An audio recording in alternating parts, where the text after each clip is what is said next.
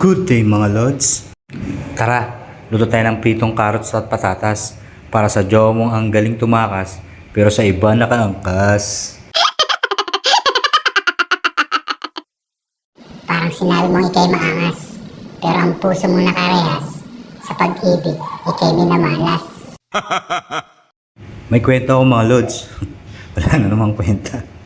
Tungkol sa magjowang naisipang mamasyal sa mall. Sumakay sila ng jeep. May nagpabot sa kanila ng pamasahe, 500 ang pera. Medyo nainis ang driver dahil kakaumpisa lang ng pagpapasada na ito. Kaya medyo napabilis ng pagpapatakbo ang driver ng jeep.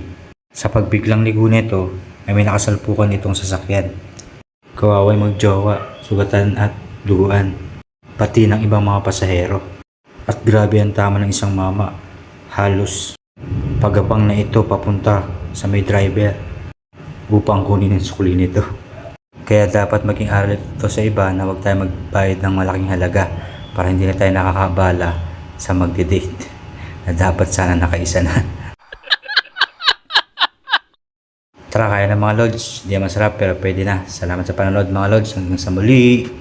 Bye-bye.